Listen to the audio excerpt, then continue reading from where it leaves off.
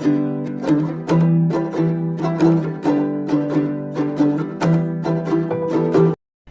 hello friends, welcome back to Kumbakonam Savouries. நாம இன்னைக்கு நம்மளோட சேனல்ல ரொம்பவே ஹெல்தியான ராகி செட் தோசா எப்படி பண்றது அப்படிங்கறத பார்க்க போறோம். எல்லாருக்குமே தெரியும் ராகி அப்படினாலே ரொம்பவே சத்தான ஒரு சிறுதானியம் அப்படினு சொல்லிட்டு சிறுதானியம் எல்லாமே ரொம்ப சத்தானது தான். இதுல ராகில வந்து நிறைய கால்சியம், அயர்ன், அப்புறம் விட்டமின் டி இதெல்லாம் இருக்கு. அதோட இல்லாம இத வந்து முழு தானியமா பயன்படுத்தும் போது இதுல இருக்கிற ஃபைபர் வந்து நமக்கு முழுமையா கிடைக்குது. இது எப்படி பண்றது அப்படினு பார்க்கலாம். இதுக்கு 1 கப் அளவுக்கு ராகி எடுத்துட்டிருக்கேன்.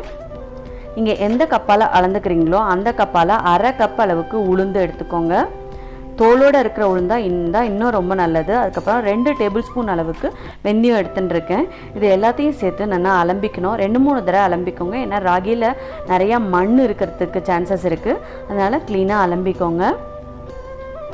அலம்பிட்டு தேவையான அளவு தண்ணி விட்டு ஒரு 6லேருந்து 8 மணி நேரத்துக்கு இதை ஊற வைக்கணும். அதுக்கப்புறமா இது வந்து நல்லா ஊறியாச்சு. இதை வந்து நான் இப்போ அரைக்க போகிறேன். நான் வந்து கிரைண்டரில் அரைச்சிக்கிறேன். நீங்கள் மிக்ஸி இருந்தால் மிக்சியில் கூட அரைச்சிக்கலாம். இது அரைச்சாச்சு.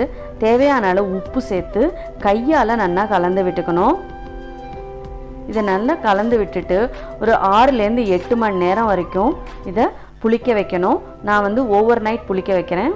இது வந்து பிரேக்ஃபாஸ்ட்டுக்கு ஒரு நல்ல ரெசிபி. இது நல்ல ஃபில்லிங்காக இருக்கும். ஏன்னா இதில் ஃபைபர் நிறையா இருக்கிறதுனால பிரேக்ஃபாஸ்ட்டுக்கு ஒரு நல்ல ரெசிபி. இது ஓவர் நைட் புளிச்சாச்சு.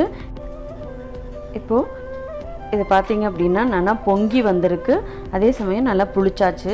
எப்போவுமே சிறுதானியம் எல்லாத்தையும் வந்து நம்ம புளிக்க வச்சு பண்ணினோம் அப்படின்னா வயிற்றுக்கு ஒன்றும் பண்ணாது. சில சமயம் வந்து கேஸ்ட்ரிக் ப்ராப்ளம் வரத்துக்கு சான்சஸ் இருக்குது புளிக்காமல் நம்ம பண்ணோம் அப்படின்னா.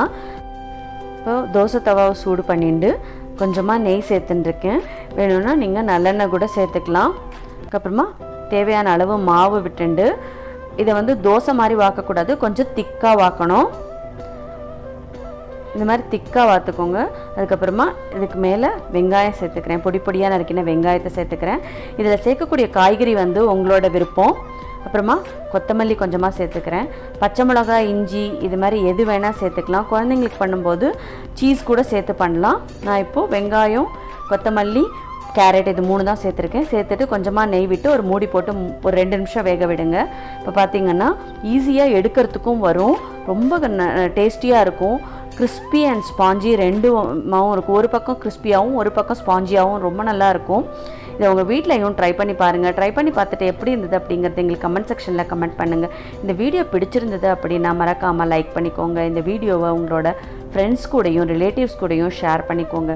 இந்த வீடியோவை ஸ்கிப் பண்ணாமல் கடைசி வரைக்கும் பார்த்ததுக்கு ரொம்ப நன்றி. பழமையை புகுத்துவோம், பாரம்பரியத்தை காப்போம், ஆரோக்கியத்துடன் வாழ்வோம். தேங்க்ஸ் ஃபார் வாட்சிங்.